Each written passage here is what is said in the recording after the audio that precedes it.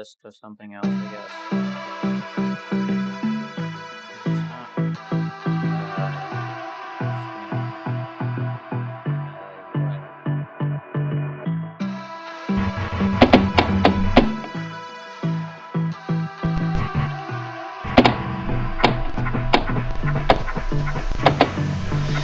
I don't know what you want.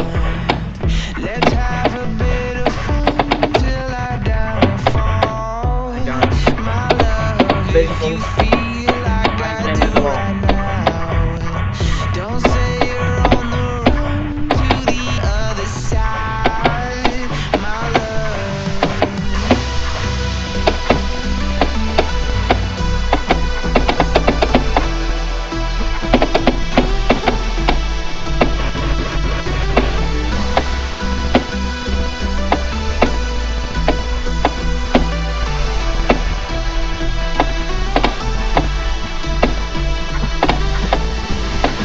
You say you wanna try, but you never do. Sugar, there's a reason why we lose. You say you wanna cry, but you never do. Sugar, there's a reason why we lose.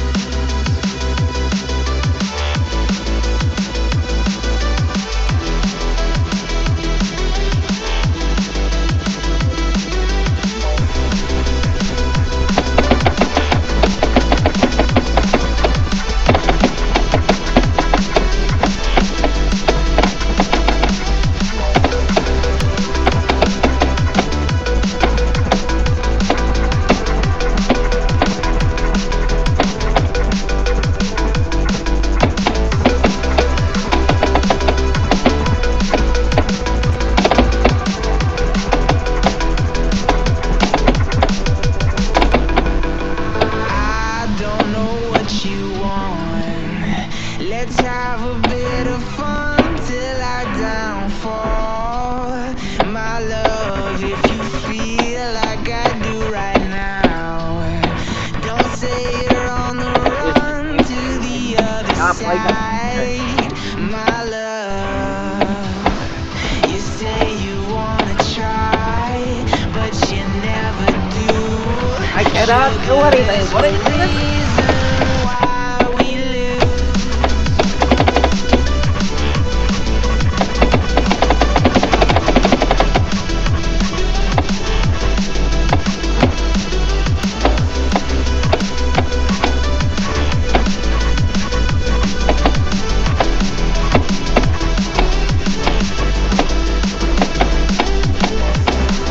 You say you wanna try, but you never do. Sugar, there's a reason why we lose. You say you wanna cry, but you never do. Sugar, there's a reason why we lose.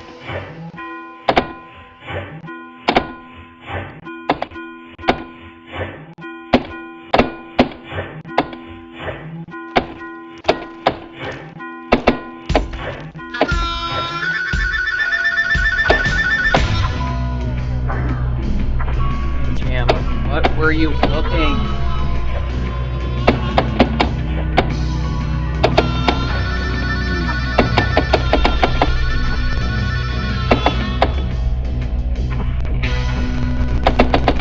What were you trying to cook, bro? This shit is not it.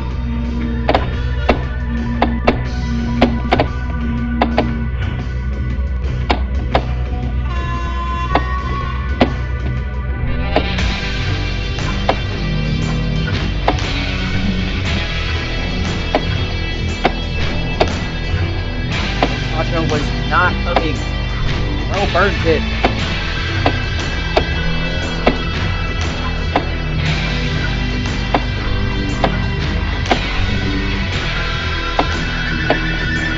Hell, what kind of business is this gonna prepare?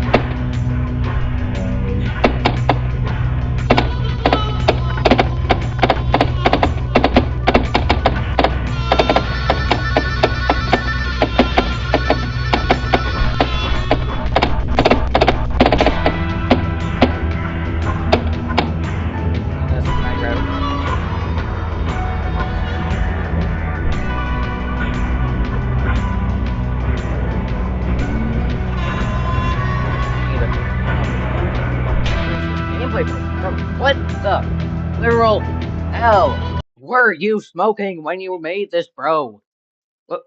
Literally, what? What were you on, twin?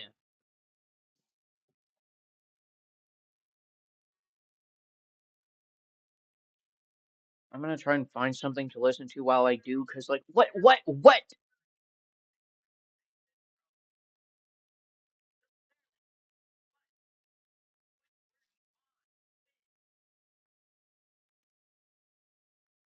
With new partnerships, new jobs, and by supporting Canada's This crying security is and me, economic bro. prosperity, Hanwha is committed to a deal this was, mostly I don't know. because I How really many didn't drugs? You understand must the have been gravity smoking of to what the- was being implied. whatever that was. But it turns out that this Alcatraz zone is a giant flesh conglomerate that, Listen to as this. Alex said in one of his interviews, looks like the Thing from the movie The Thing, you know, the giant amalgamation of human and animal body parts. And yeah, that's just what all the land looks like from California to Texas, so not good. Now, national monuments aren't the only thing changed in United States history within the monument mythos. Some things change, such as the presidency. Because in 1968, we see that James Dean is elected president instead of the historical counterpart of Richard Nixon. I'll have a lot to say about James Dean in a little bit, but this establishes our two main timelines. There is one world known as the Dean-verse, which is the universe we follow throughout the story, and there's another world known as the Nixon-verse. The Nixon-verse being more similar or perhaps even the same as our world, given that events within this Dean-verse share similarities to ours, but with major differences, like President Dean being elected. There's other reasons that I consider the Nixon-verse to be our universe, and I'll talk about those in a little bit. But that's not to say that the Nixon-verse we see later in the monument mythos is our universe. I mean, by drastic measures. But I'll talk about why all that is when we get to it. Just understand for now that there's two timelines. One can be imagined as ours, and the other is the one that these events are taking place in. It's also worth mentioning that at this time, many people believe James Dean to be the devil. We see that in 2003, a being known as the Angel steals Air Force One and visits various monuments. We'll later find out that it's the Angel who is graffitiing monuments such as Rushmore mentioned earlier. After that, we're told that people are restrained within the Lincoln Memorial statue, and a government agent named Leonard Moreland tells us that this position is known as a Lincoln Looker and is decided by the United States President. This position was kept in secret for years until accounts such as that of Howard Melrose broke the story open. After this, we're told that within the DC monument grows one of these special trees, the same thing that was seen growing out of the president's heads at Mount Rushmore, and that during and after its construction, people were fed to this special tree. Now, we don't know what that means yet, but we will soon. In the modern age, 20 missing people, known as the Washington absentees, went missing at the DC monument. We're shown a diagram that tells us people are taken into the monument, elevated into the air, where music causes them to fall asleep before they fall down to the earth, and whatever this feeding process is, takes place. We see more graffiti from the Air Force One Angel before it seems the DC monument bends over on itself and a large explosion takes place. This causes the 19 Washington absentees to be spit out. We'll learn more about the 20th Washington absentee later. A news source known as the New Delaware Journal tells us that George Washington was found alive, frozen within the ice of the Delaware River. It's funny because in my original video I made a lot of jokes about how this doesn't mean anything and it's just kind of a sight gag that Washington's still alive. I will be proven wrong about that in just a minute. One of our first big story beats come with the story of the Rockefeller tree tragedy. In 1934, John D. Rockefeller, who in our universe was the oil tycoon, but in the Dean-verse was the President of the United States. So, this former President Rockefeller searches for a Christmas tree to be placed in the Rockefeller Plaza. And of course, he ignores all signs of danger and decides to pick a special tree. Now, special trees have come up a few times by now. Effectively, they're a kind of cosmic power that will make more sense as we talk about the different dimensions and monsters within the mythos itself. But all you need to know for now is that these special trees are a very important item in the cosmic balance of the universe and should not be messed with. So, Rockefeller messes with it and eventually uses explosives and grave diggers to dig the tree out over the course of 3 years. In 1934, he places the tree in the Rockefeller Plaza, and a young girl named Virginia Arnoldson goes with her friends to put an ornament on top of the tree. This causes the tree to bend over and create a burst of energy, much like we saw at the DC Monument. Virginia goes to a field of special trees in a location known as Wonderland. Wonderland will come up again shortly, but for now, when she comes out of Wonderland, everything is a little bit different. Her friends and family have changed, and it seems like she is now in the incorrect universe. Closer to the modern age, we see that a girl named Lauren Arnoldson is on a vacation to the Grand Canyon with her brother and father. We'll later see that her brother goes by the moniker of Dr. Disturbing on the internet, and her father is named Nathaniel Arnoldson. By connections that still aren't entirely known, this family is related to Virginia Arnoldson, the young girl who experienced the Rockefeller tragedy at the plaza and teleported to Wonderland in 1934. In Lauren's video, we see these giant floating creatures known as canyon crowns. Lauren remarks that the giant floating crown she sees is probably her Aunt Maya. Maya had been missing for some time, and Nathaniel had brought his kids out to the Grand Canyon in order to find her. I'm sure this seems all over the place, and there's a lot of stuff that doesn't make sense, but I'm just laying out the pieces for now. We're then shown the story of Thomas Crawford, the artist who created the Statue of Freedom, a real statue that sits over the Capitol Dome to this day. However, in this account, which is shared between Thomas and his daughter Nina, we're shown that Thomas became obsessed with the statue, eventually cutting off pieces of himself and inserting them inside of the statue itself. Nina, Thomas's daughter, begins to miss her father and feels his energy connected to the Freedom statue. So the little girl hides inside of the box that is shipping freedom to the United States, but after the statue breaks out and takes the young girl with her, it seems from the police report that Nina was also murdered, pieces of her shoved inside and on the outside of the Freedom statue itself. Effectively, both the creator of the statue and his daughter were murdered by his sculpture, and as we'll later see, their souls still exist within the Freedom statue. In the modern age, a group known as the ADA, or the Anti-Dean Association, this is a group who despise President Dean and oppose all modern government action, or at least all that we've been shown throughout the story. In the midst of a protest, the ADA tried to destroy the Freedom statue and knock it off of the Capitol Dome. This causes Freedom to shoot to life and slaughter dozens of people at the Capitol riot, and simultaneously creating one of the most terrifying images of the entire story, because a giant 20-foot woman chasing you down with a sword, not fun. And that's the end of Season 1. Season 1 mostly just plays these pieces of the world out on the table, with not a lot of cooperation between them. But Season 2 starts to tie the strings together. At the beginning of Season 2, a company known as Maze makes massive leaps in technology, creating at-home computers as early as 1960. That is, until it seems use of modern digital technology causes these massive creatures to begin attacking the United States. As you can imagine, all digital technology is then ordered to be destroyed or turned in.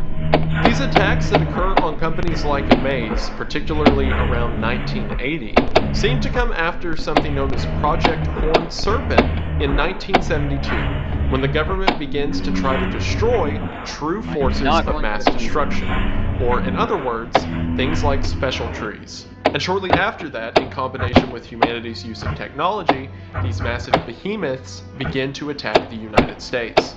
Now you might be wondering, are these giant things that shoot up out of the ground and destroy entire cities related at all to things like the Liberty Lurker? And the answer is yes, and I'll explain why in a minute. We then see a video from Maya Arnoldson. If you'll remember, Maya is the sister of Nathaniel Arnoldson, the man who took his 2 kids to the Grand Canyon. We see that Maya was breaking into Maze facilities. We see graffiti from the Air Force One Angel that says all the monuments are connected. Something that didn't mean a lot then, but certainly does now. As she explores the underground caverns of the maze facility, energy and electricity begin to shoot from the walls. Maya warns this that sites like these have not been fed in some time. Now we start to see some connections. We know that there was some kind of giant creature underneath the Statue of Liberty that was being fed a steady supply of people. And now, when Maya goes to visit the underground caverns of a maze facility, lightning shoots out from the walls as she says they haven't been fed. After this are news reports of a ship stuck within the Suez Canal. Just as in real life, this ship is known as the Ever Given, but unlike in real life, there's a giant crab monster underneath it that whenever the government tried to move the ship using a nuke, for some reason, the crab stands up and just walks the ship into the desert. Eventually, the ship crashes into a building, and a bunch of people show up to steal stuff from the wreckage of the ship itself, but then this giant panic starts, and a bunch of people die. This leads survivors of the event to create a religion known as the Church of the Ever Given. And Howard Melrose, the same person who wrote the story about the Lincoln Looker, reports on the event and says that it was disgusting and appeared that everyone became one, referring to the giant flesh mass of death that they made. We're then given another look back at the presidency of James Dean, this time a tragedy that took place shortly after he took office. When sirens around the United States are hijacked and cause several people to die and others to experience permanent hearing loss. The ADA are accused of this terrorist attack, and then members of the ADA are taken to national monuments for, quote, rehabilitation. Of course, as we know, these giant monsters that need fed lie within these monuments, so it seems that Dean was using this moment to feed these creatures. Families of those who were taken to monuments say that they come back an entirely new and better person. This is in reference to the fact that after being fed or given to these special trees, people swap over into another reality, with their other iteration of them changing places. Similar to what happened to Virginia at the Rockefeller Plaza. Also, the majority of the United States needs hearing implants after this event, and the Dean presidency effectively cures deafness, supposedly. After this, we're shown a video of the Starry Sphinx. This video tells us that the Sphinx is a creature from or that travels to the planet Mars, and that underneath the pyramids of Giza are these massive towers that each contain special trees. We're told that ancient warriors would be given a concoction of drugs and hew at the special trees all day and night to prevent them from growing any further. We see these bright lights appear on the ground that create a giant lightning strike. In future videos, we're told that this lightning strike creates a material known as Giza glass. Giza glass is a special material that when it's made into weaponry such as blades, has a supernatural property. This property is, anyone who is cut with Giza glass is not cut in the way they would be with a traditional weapon. Instead, that piece of their body simply takes up another place in reality. For example, if someone was to take a Giza glass sword and cut off your hand, you would still be able to control and feel your hand, it just would no longer be attached to your arm. That's because Giza glass doesn't separate matter from matter like metal does. Instead, it separates one place in reality from another. This was discovered when the original finder of Giza glass, a man named Petrie, fell and cut his head off on a piece of Giza glass. But of course, due to the glass's property, his head was still alive. This has been described by Alex as making pieces of your body wireless. So in other words, that piece of your body still works, it's just no longer in the same geometric position. Now when someone's head is cut off by Giza glass, that creates complications. Because, the cosmic forces of the universe don't like a head that controls a body, or a body that controls a head, or whichever way you want to look at it. So the head begins to discolor and swell to gigantic proportions, and effectively act as its own force separate from the body. In other words, getting your head cut off by Giza glass allows your head to cheat physics, and it can grow to whatever size or float in whatever direction you choose. Eventually, several blades are fashioned out of Giza glass and given to statues that are alive, which get to eventually. And these living statues that are wielding these Giza glass blades are placed within the Grand Canyon in order to protect government secrets. Now for one, this is all hidden from public knowledge, but two, probably starts to put some pieces together. Why in Lauren Arnoldson's Grand Canyon trip do you see a giant floating thing moving through the Grand Canyon? Because within the Grand Canyon, these living statues with the Giza glass swords are placed, that whenever they cut off someone's head, their head becomes a, essentially, giant floating airship. It also makes sense as to why, after the Freedom statue was shot down in the ADA riot, and slaughtered everyone on the ground by decapitating them with swords, the statue was then moved to the Grand Canyon. Howard Melrose, the reporter mentioned a couple times at this point, leaked government files detailing the victims of this Giza Guardian program, with one of the victims of the Guardian program being Maya Arnoldson, the aunt of Lauren Arnoldson. We're then told at some point Nathaniel Arnoldson is killed, and from the video that Lauren takes, it seems that he was also killed by a Giza Guardian, and his head, now a Kenyan crown, has followed her back home. We then jump back to the 1940s, where we read another writing from this universe's President Rockefeller. Rockefeller reveals that back before World War I, he sold Kenyan crowns to Germany. If you'll recall, these crowns have the ability to float through space on their own volition. So, Germany begins to use them as a sort of fuel for airships. Eventually, when the World War begins, Germany uses these airships on Allied forces. This information is kept secret from the general public, but weapons are developed by the government to destroy these German airships. This weapon used to destroy the airships is a sort of death ray that uses a special lens that is secret to us, at least for now. When this death ray is deployed, it works in destroying the airships. However, the energy let out by the death ray destroys the 17 men who were on the ground operating it. However, because we're dealing with weird cosmic energy and multi-dimensional travel, of course these 17 men just don't die. Instead, their body parts are atomized and fused together into one hyper-reality creature. This creature, which is now 17 people operating as one, travels back to the United States and kills former President Rockefeller as they blame him for their creation. It does this by melting the door off of Rockefeller's bunker and effectively vaporizing him. In the final bit of information that I covered in the previous video, we are given the conclusion to Virginia Arnoldson's story.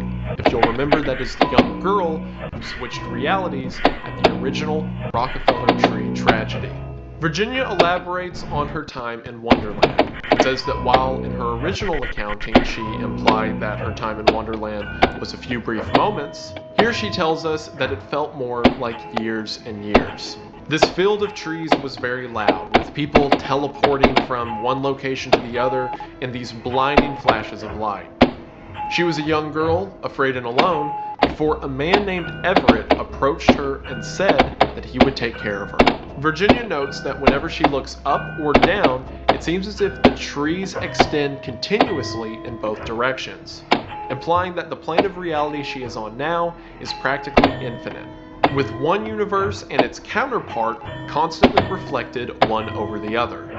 Eventually, after years of torment, Virginia is placed back into reality. However, as mentioned in her original account, everything seemed different, and it seemed that now she was in the wrong universe. Determined to get back to the universe she was born in, Virginia seeks out guidance. She's called back to the Rockefeller Plaza, where a giant woman who appears to be a living tree tells her that she must come back in several years, and that when she does come back, she must exchange a life for her own. During this time of waiting, Virginia falls in love with Leonard Moreland, a government agent who gives an account on both the Starry Sphinx and the Lincoln Looker.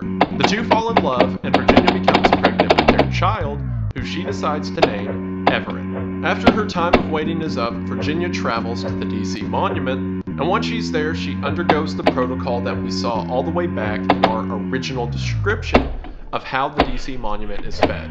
However, after what seems like hundreds of years, Virginia comes out of this comatose state on the ground, only to realize that she's no longer pregnant. It seems that somewhere in her transition through Wonderland and back to this universe, the life of her unborn child was given in exchange for hers.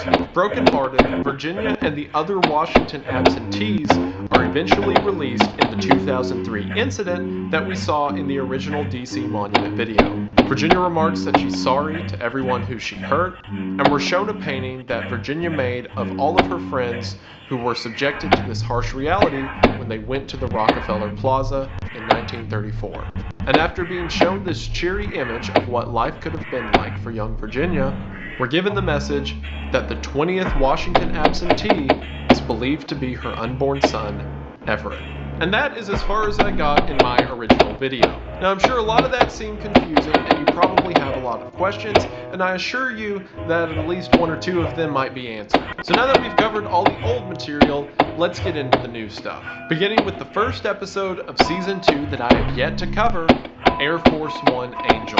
Air Force One Angel picks up in the aftermath of the original Air Force One hijacking that we saw all the way back at the beginning of Season 1. If you'll remember, some kind of creature took over Air Force One and drove it from monument to monument, graffitiing various warnings. We see a maze simulation of the plane strike, meaning that eventually the government shot Air Force One down. After this, we see a map of the United States that shows it has been divided into 3 different zones. These zones are the Alcatraz Zone, the Rushmore Zone, and the Washington Zone. And also, while I'm here, I want to give a huge thank you to Matthew Schroeder.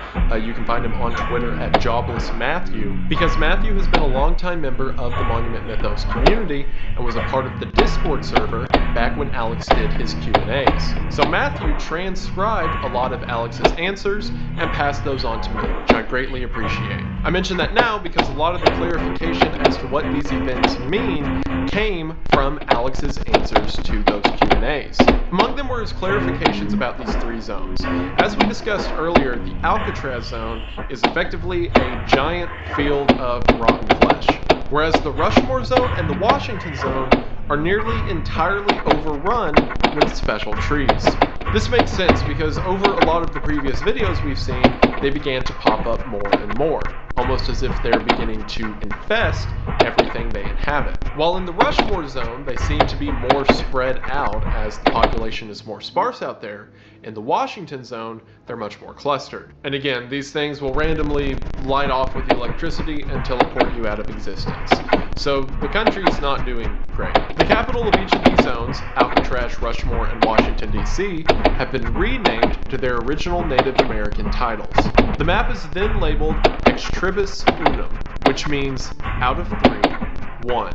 This is a play on the American motto of E pluribus unum, which means out of many one, and symbolizes that now, what little is left of the United States is made up of these 3 zones. We're then shown a video of what appears to be a giant egg floating in space as we get a message from the ADA. The message says, Al Gore's America is a shell for the true ruler beneath our feet. It is time for the underground god to leave. He does not belong here. But the world egg cannot hatch without force. We must fracture the zones ourselves. We must split the earth open. Once it leaves, there will be peace and a state for each and every person. No more zones, for the cracks will be the true borders. 1,000 states of America are 1,000 states of peace. We are no longer the Anti-Device Association. We are the advocates for the division of America. How will we divide the land? With our fallen angel, of course. Who would have thought that he would land on the tomb of the unknown soldier? We found him before anyone else, burnt and broken from the blast. After we fix him, he will be a walking atom bomb. He will evict the horned serpent the same way he evicted the traitor, President Rockefeller, from reality. We're then shown the ADA's new logo of a serpent wrapped around an egg. So there's a lot to break down with this. The first thing that we see is we have another switch in the presidency. Given that this is 2003, the same time as the DC Monument disaster, rather than George W. Bush being president, it is now Al Gore. However, that is the least of our worries because the very next thing the ADA says is that the true God lies beneath their feet, and that it is time for that God to leave. This starts to put together a lot of the picture. We've seen before that there's these underground caverns beneath May's facilities, and that whenever people used electronics, these giant worm things attacked. That, in combination with things like the Liberty Lurker and the Special Trees themselves, implies that there is some kind of entity living underground. And according to the ADA, the only way to get this entity out is by fracturing the Earth, and that they will fracture the Earth with the fallen angel. This fallen angel being the same entity that took over the Air Force One plane. The ADA refers to this giant monster underground as the Horned Serpent. This makes sense again because all the way back in May's Movie Maker, we saw that the government's program to destroy Special Trees, or True Forces of Mass Destruction, was a project known as Project Horned Serpent. So it seems that, at least at a government level, this thing under America has been called the Horned Serpent for quite some time. And then the ADA says that the angel will evict the Horned Serpent the same way it evicted President Rockefeller. And here we have my first prediction from the first video being made true. I'll brag on myself a little bit. I got a lot of stuff right from the first video.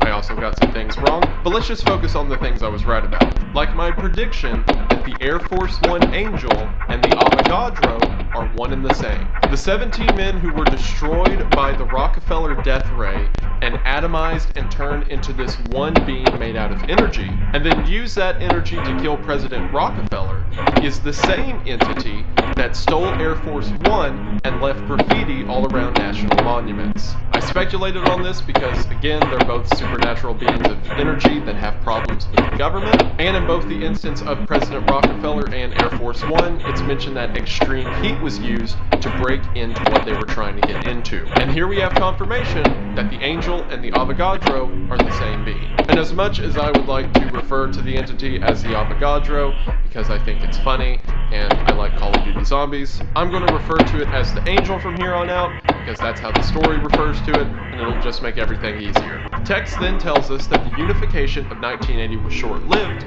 but after the unification of 2003, it is not assumed that state borders will return within the century. Alex has clarified that the unification refers to the trees shooting up out of the ground and making problems for everyone. The one in 1980 was the one we saw where these Special Trees, or pieces of the Horned Serpent, whatever that is, attacked Mays. Those were more localized events, but as we've discussed in 2003, there's no going back for the country for at least 100 years. The ADA hates these three zones because, again, they're trying to fracture the Earth. And at the end of the episode, we see that the angel has fallen at the tomb of the unknown soldier. This is kind of heartfelt, given that the angel itself is an entity made up of 17 unrecognizable soldiers, who were all killed as a part of a government project that they had no control in. And now, after being shot down by the government because they stole Air Force One, the angel lands at the tomb of the unknown soldier as some kind of solace for their identities that they'll never recover. And with that, we move into the next episode of the series,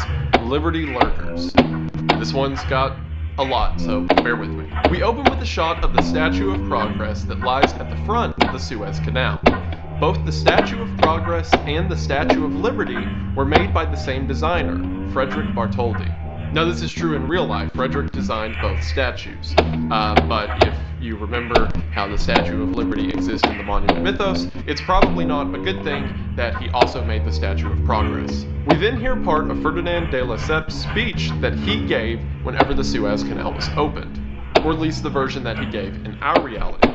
Here, he stops at the end of the reading of the speech and says that he couldn't bring himself to tell everyone that because he knows the real reason the Suez Canal was made. He says that the man beneath America made him build the canal, and that at any night, the man beneath America can seep into his dreams and have Ferdinand do his bidding. So this makes sense. We know that the Statue of Liberty was built to contain whatever the Liberty Lurker is, some kind of giant monster. So it makes sense that the same designer had a similar purpose with the Statue of Progress. However, the creator of the Suez Canal, for the first time in the series, refers to this giant entity under the earth, the Horned Serpent, as we've learned it's called. He refers to it as a man. And if you're wondering who that man might be, we're going to get an answer to that right now. We see an ADA animation called The Sinking Man and the Forbidden Fruit.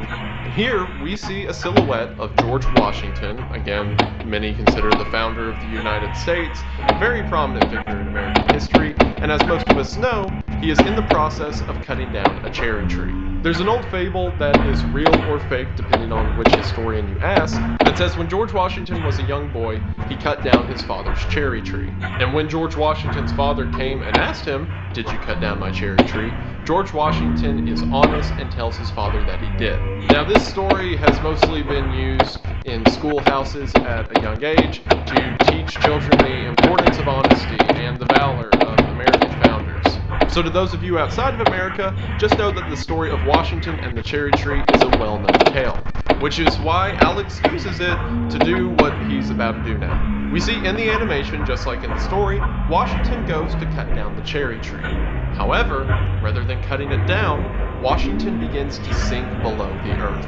As we know, trees are a very big deal within the monument mythos, special trees specifically. So if Washington tried to cut down a special tree, then the same thing happened to him that happened to everyone else. Mess with the special tree, end up in Wonderland.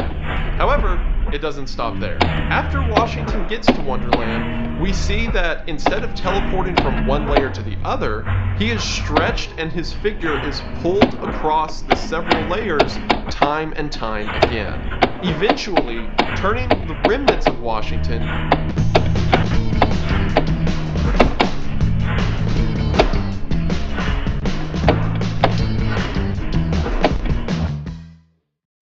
Maybe I should wear a hat. Stop wondering. Start rogating. into a giant abomination. Before we can ask ourselves what this means, we cut back to the fire burning on top of the Statue of Progress. So we have the horned serpent being referred to as a man, and we have a story of how George Washington was pulled to Wonderland and stretched to behemoth proportions. We then get another interview from Bartholdi, again the creator of the Statue of Liberty and the Statue of Progress. We hear repeated the interview Bartholdi gave at the very beginning of the entire series, all the way back in Liberty Lurker. Only this time, the interview continues on. Bartholdi says he knows why the pedestal of the Statue of Liberty was raised to such gigantic proportions. Bartholdi knew that he was building a slaughterhouse for America's founder. The founding father, who Bartholdi was assured at one point was a normal person like you or I, but has grown into this abomination, the Horned Serpent. And then we get a shot that picks up again from the first episode in the series, Liberty Lurker. Whenever we see something begin to rise out of the statue, we now see what that something is. And this giant behemoth, the Horned Serpent, is the amalgamation of George Washington. So, as insane as that is, it does connect some dots. All the way back in Delaware Double, we saw that for some reason, Washington was just frozen in the ice. And I made a bunch of jokes in the previous video how that doesn't really mean anything, but it means something now. As we know, every person has their counterpart. Virginia had her counterpart, Rockefeller had his counterpart. One version of every person exists in each reality. So likely the reason one version of Washington just wound up frozen in a river is because the other one got stuck in Wonderland and became this monster. A monster that is so large that the ADA says it needs to hatch from its world egg, and as you might have put together at this point, is the connecting through line of every monument tragedy in the world. The Horned Serpent is so big that the monster underneath the Statue of Progress and the monster underneath the Statue of Liberty is the same thing, with these feeding grounds placed around the United States just being appendages of it. So George Washington is the monster of the entire series. We'll talk about the implications of that in a minute, but we still have the rest of the episode to get through. We're told that in 1985, cathonauts survey underneath the Statue of Liberty's pedestal. Cathonaut, by the way, is a really cool word. So you've probably heard of things like Cthulhu or whatnot. Well, that prefix of the CTH comes from the Greeks and is used to mean underworld or the deep sea or effectively the void, the unexplored, right? And then the word naut used for explorer like Argonaut or astronaut or cosmonaut. So put the two together and you have cathonaut, which is an explorer or voyager of the void or the unseen, which is really cool. I like that word. So in 1985, we're told that cathonauts went into the pedestal into something known as the Horned Serpent metastructure. This is the tunnels that were created by the Horned Serpent's horn. And when we witness the inside of this metastructure, we see that it is Wonderland, a world full of special trees, noise, energy, and confusion.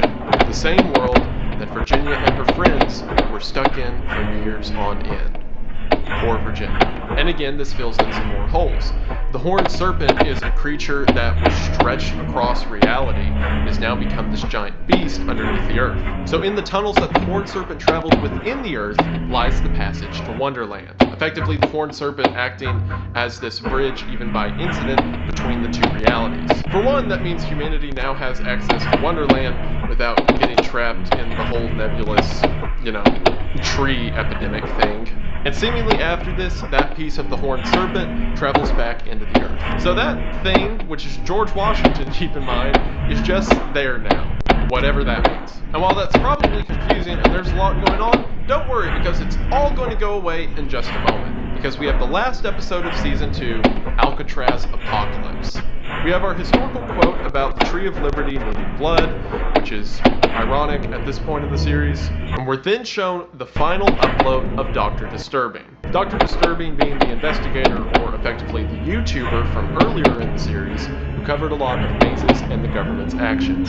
He then shows his dad's favorite things, which includes things like the Apotheosis of Washington, a famous painting that portrays Washington as a sort of entity, again ironic at this point in the series, a painting made by James Dean. Now this one's interesting because this was a real painting that James Dean made. Like in our reality, James Dean painted for a while and this was one of his artworks. As you can probably tell, the image looks uncannily similar to Special Trees, which apparently was just a happy accident, according to Alex, but kind of creepy nonetheless. And then finally, Virginia Arnoldson's painting of her and her friends together at last. Dr. Disturbing then says it's in memory of his father, Nathaniel Arnoldson, and this confirms another one of my theories from the previous video, that Dr. Disturbing was the, at the time, unnamed brother of Lauren Arnoldson, meaning that Virginia, Maya, Nathaniel, Lauren, and now Dr. Disturbing are all a part of the Arnoldson family. And right before I can celebrate my success, they all die. It says that the remains of Lauren and Quinn Arnoldson, Quinn being the true name of Dr. Disturbing, were found in the Grand Canyon. Reports say that the two were riding on very large balloons. Of course, we know in reality that these balloons are canyon crowns, and it only makes sense that they're the canyon crowns of Maya and Nathaniel. After which, Lauren and Quinn supposedly fell to their death. Well, that's just depressing. The remnants of Virginia's family, the older generation gets their head cut off and becomes these giant crowns, and then as crowns they try to lead their kids into the Grand Canyon, and then the kids fall to their death. But as with everything else in the Monument mythos, no time to worry about that because we're moving at breakneck speed into another tragedy. We're treated to the last broadcast of the New Delaware Journal, and then shown the final words of Leonard Moreland. However, he's also the figure who fell in love with Virginia Arnoldson and the father of Everett Arnoldson, the child who was lost in Wonderland, or at least lost whenever Virginia did her transition through Wonderland. Leonard says that he was captured by the Anti-Dean Association, and that while captured by the ADA, he was forced to read their scripts to lend credibility to whatever their propaganda said. That means that Leonard Moreland's testimonies in both the Lincoln Looker and the Starry Sphinx are untrue. Furthermore, that anything the ADA has said throughout the entire series is called into question. Now, I don't have time to go through everything in the series that might be a lie now. I say that like I don't regularly upload 3 or 5 hour videos, and I don't want to do that right now. But in a moment, we'll talk about what my 2 main takeaways from that revelation are. All we need to know for now is that Leonard Moreland's testimonies in those videos were false, and that in reality, Leonard Moreland created the New Delaware Journal as a way to get the truth out. As a matter of fact, he claims that the New Delaware Journal was an operation entirely run by himself. Now, I personally don't think this is true. I think that Leonard is just saying this to cover for anyone else who was assisting him. This also lends credibility to the idea that Leonard Moreland is a good guy, because a lot of people theorize that maybe he was just using Virginia as some means to let the government have control over Wonderland or something like that. But considering everything that he said about Lincoln Lookers and whatnot, he was forced to say, and the only things he did on his own volition were fall in love with Virginia and get the truth out through the New Delaware Journal, I think he's an alright guy. However, that doesn't matter because the reason he is making this broadcast is because it's his last will and testimony. Back in season 1, I thought one of the most obscure and underutilized assets of the series was Alcatraz Island. Remember how Alcatraz is described as just this giant island that is a cell that, can absorb things and then try to replicate it, and it made its way to the mainland and destroyed like half of the United States, and then we never heard about it again? Well, that's because it was being saved for this moment. According to Moreland, the Alcatraz zone did not get all the way to Texas and then simply just quit. Instead, it was waiting. As this giant mass of biological material, it realized it couldn't keep absorbing flesh and then just recreating it in these blobs of biomatter. Instead, it was learning how to more perfectly replicate life. And according to Moreland, at some time late in the night, Alcatraz, in a fraction of a second, took everything. It completely absorbed every person and every living thing across the country in a fraction of a second, and just as quickly replaced it with a replicant. Moreland says that even his brain is an amalgamation of what Alcatraz thinks his brain is shaped like. In his own words, America has become the ship of Theseus. He ends the broadcast by saying he will not live as this thing's copy and has decided that the only way he can be sure his form is destroyed